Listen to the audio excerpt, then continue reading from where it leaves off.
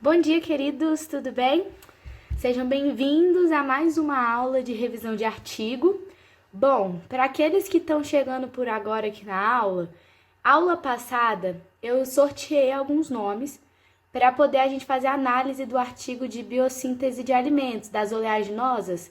Lembra que a gente estava estudando e tudo mais?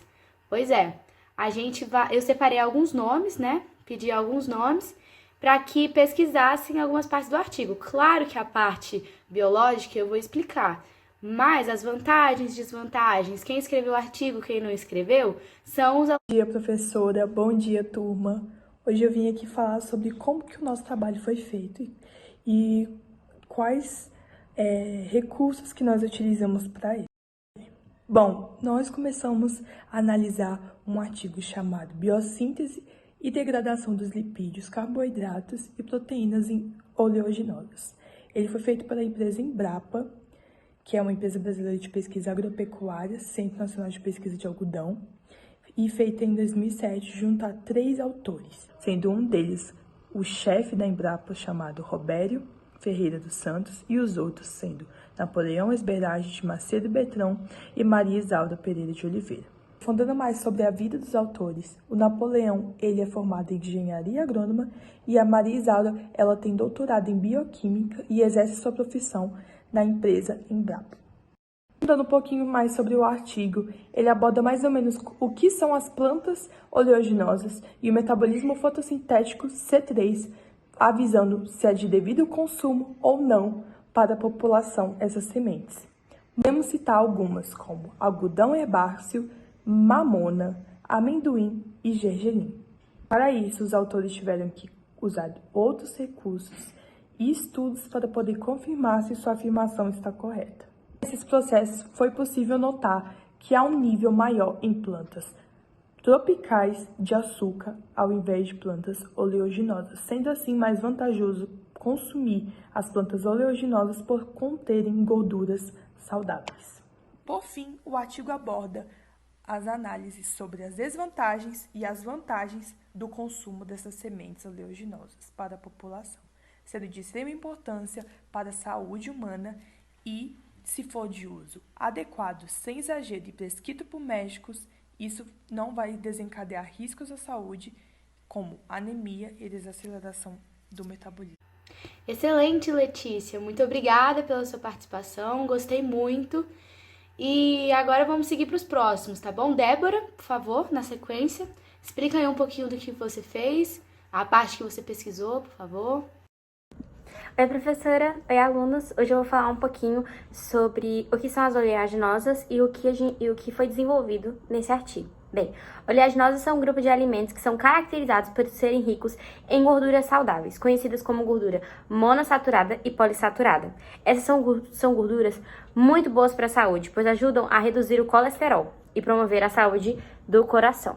As oleaginosas incluem uma variedade de sementes e frutos secos, como amêndoas, nozes, castanhas, pistaches, avelãs, macadâmias, amendoins, sementes de chia, sementes de linhaça, sementes de abóbora, sementes de girassol, entre outros. Além de serem fontes de gorduras saudáveis, oleaginosas também fornecem proteínas, fibras, vitaminas, minerais e antioxidantes. Elas são consideradas alimentos altamente nutritivos e podem fazer parte de uma dieta equilibrada. As oleaginosas podem ser consumidas cruas, torradas em forma de manteiga ou como ingrediente em receitas diversas. É importante consumir as oleaginosas de forma moderada, como abordada pela Letícia, pois elas são calóricas. Uma porção recomendada é de cerca de 30 gramas por dia. Agora, falando um pouco do que foi desenvolvido nesse artigo, ele tem como objetivo revisar o conhecimento científico acumulado na literatura, para fornecer uma análise mais detalhada sobre a produção de óleos e plantas oleaginosas de metabolismo fotossintético, C3, como o algodão herbáceo, que vai ser abordado pelos outros alunos mais para frente, e o gergelim. Em comparação com plantas produtoras de açúcares como o milho, que contém apenas 14% de óleo em suas sementes e possui um metabolismo fotossintético C4, essas plantas oleaginosas têm uma produção significativamente menor de óleos. específico do milho, o processo de produção de óleos requer mais de 3 vezes a energia necessária para produzir açúcar. Em contraste, a cana-de-açúcar é uma planta que acumula predominantemente sacarose, que é o açúcar translocável em todas as plantas, que tem nas oleaginosas. Parabéns, Débora, excelente sua apresentação também, excelente forma de apresentação. Querido, só queria lembrar vocês de que vocês estão sendo avaliados não só por mim, mas a gravação dessa aula vai ser passada para a banca de professores de Ciências da Natureza, que também vão avaliar vocês. Por isso, eu não vou dar as notas hoje, vou passar as notas para vocês na próxima aula, tá bom? Enfim, galera, dando sequência ao que foi analisado no artigo científico, eu vou falar agora um pouquinho de como eles comprovaram isso, qual foi o processo que foi feito para que eles chegassem ao resultado que eles quiseram obter. Bom, primeiro eles analisaram o processo de fotossíntese, aquele que caiu na nossa prova lá no primeiro trimestre, né? Que consiste no fotossistema 2, no fotossistema 1, na entrada de luz, na liberação de água, elétrons, ATP, ADP, água, H+, todos esses conceitos que a gente reviu no passado. Eles começaram analisando a via C3 das plantas oleaginosas. Mas o que é a via C3? É a via tradicional que a gente estuda, que só tem uma forma de fixação de carbono. Depois disso, eles analisaram também o das plantas tropicais, que tem 2 formas de fixação de carbono. Uma, eles descobriram a partir de um teste de radioatividade, que comprovou que tem como fixar o carbono de outra forma, na via C4, e o ciclo de Calvin. Depois, de explicar um pouquinho sobre a fotossíntese, eles apresentam os produtos, que são esses que eu coloquei aí nos slides para vocês. Quem não copiou no caderno, por favor, copie, porque é um tópico muito importante, normalmente é cobrado, mas eu já passei nas aulas do primeiro trimestre. Depois, de explicar um pouquinho sobre a fotossíntese, eles apresentam os produtos, que são esses que eu coloquei aí nos slides para vocês. Quem não copiou no caderno, por favor, copie, porque é um tópico muito importante, normalmente é cobrado, mas eu já passei nas aulas do primeiro trimestre. Depois, ele esclareceu a eficiência da fotossíntese, dividiu isso em 3 pontos. Primeiro, a variação de energia para poder reduzir o gás carbônico, ao nível de hexose. Mas o que é hexose? É um monossacarídeo formado por uma cadeia de 6 átomos de carbono, tá bom? Para quem não lembra, tem aí no slide também se vocês precisarem. O ponto 2 da eficiência da fotossíntese é o nível de prótons gerados na produção de 2 NADPH. Bom, NADPH são carreadores de elétrons, e esse nível de prótons gerados é mais do que suficiente para alimentar a síntese dos 3 ATPs, das 3 adenosinas trifosfato. Bom, e o último ponto da eficiência da fotossíntese é que, em condições globais, a fotossíntese tem um padrão de ter pelo menos 30% de eficiência. Seguindo o artigo, ele fala sobre a via glicolítica. Via glicolítica que ele separa esse processo em 4 fatores, em 4 pontos do caminho. O primeiro é a que induz uma dupla ligação para passar os elétrons diretamente para o O2. O primeiro processo produz basicamente H2O2, e aí ele transporta a flavoproteína desidrogenase. Essa proteína induz essa dupla ligação que eu citei no começo. Depois, a molécula de ácido graxo, ela é totalmente oxidada, é uma sequência de oxidações que acontecem para ela ser totalmente quebrada. Em terceiro lugar, a formação da cetoacil-CoA. Acho que muitos de vocês devem lembrar do acetil-CoA. Bom, esse processo é feito para que a gente chegue no acetil-CoA para que o ciclo seja completo. Mas antes de chegar, eles é cetoacil-CoA. E aí, depois de formado isso, pela ação do hidroxiacil-CoA desidrogenase, o NAD+ recebe esses elétrons. Então, depois que ocorre a sequência de oxidação do ácido graxo, isso forma o cetoacil-CoA, pela ação de outra hidroxiacil-CoA. E isso entrega elétrons para o NAD+, para poder carregar esses elétrons para outro. para outro lugar, para transportar para outro lugar. E depois, no quarto ponto, ele quebra um fragmento de carboxiterminal de 2 átomos de carbono de ácido gráfico. E depois dessa quebra, finalmente se forma o acetil-CoA, tão conhecido por nós.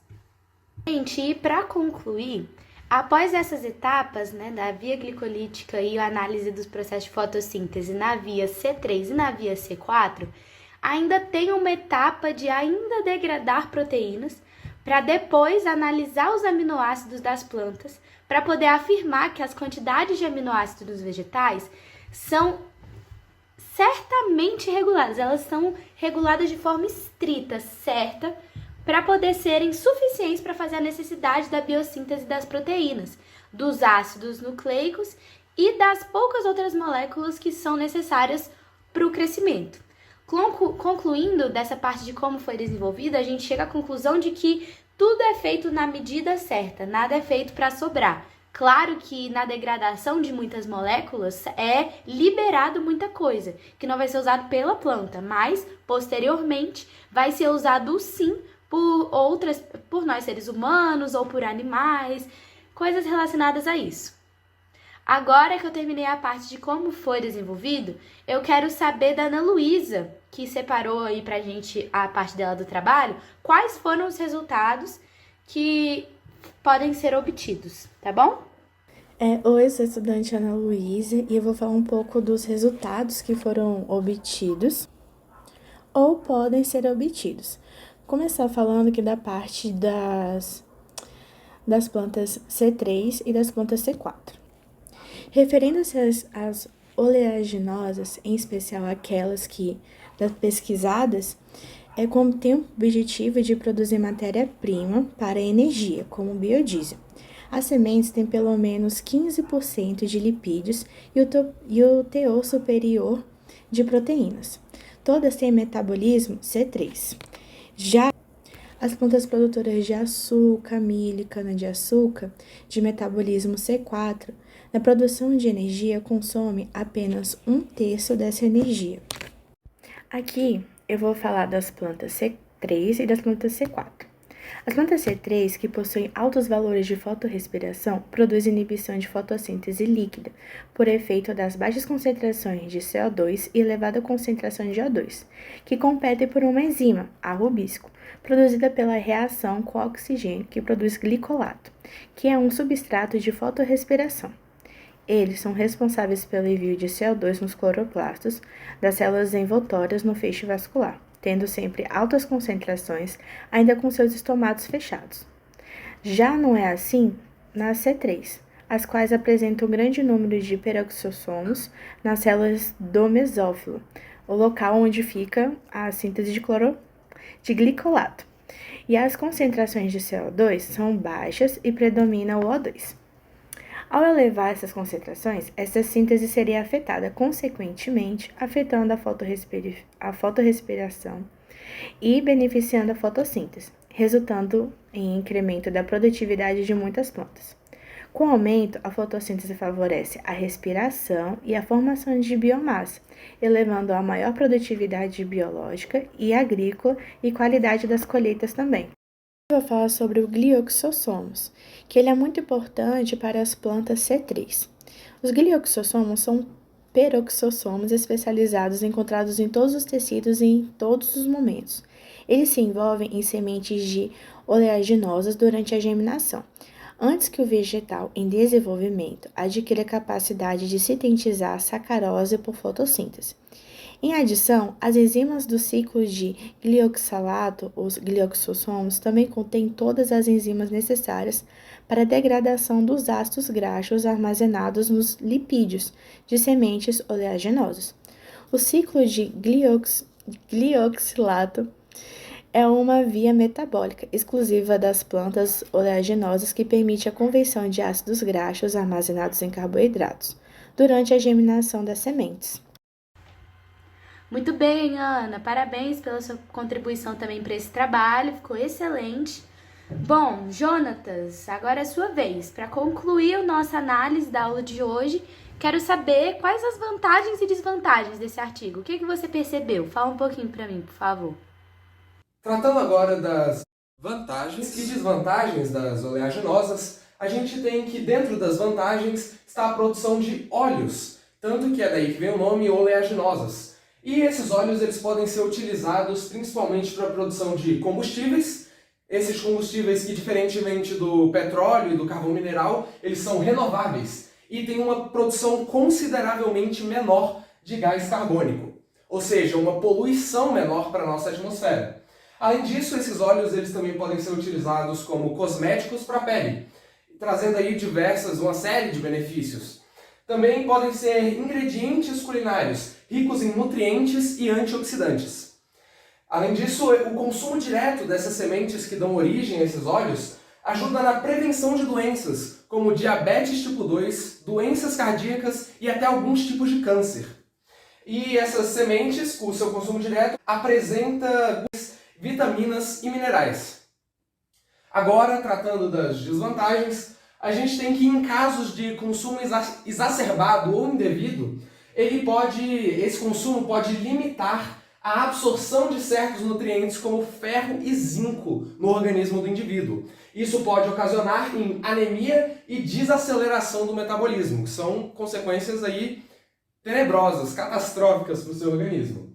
Além disso, elas podem gerar reações alérgicas em algumas pessoas. Claro, isso vai depender ali de pessoa para pessoa, tem pessoas que vão ter essas reações e outras pessoas que não vão. Mas para as pessoas que têm essas reações alérgicas, isso pode ser inclusive letal, caso elas consumam determinada quantidade dessas oleaginosas. Além disso, podem ocorrer de essas sementes oleaginosas serem contaminadas por aflotoxinas, que são toxinas liberadas por algumas espécies de fungos. E caso essa contaminação ocorra e você consuma ali certa quantidade das sementes, isso também vai prejudicar o seu organismo. Muito obrigado pelo tempo.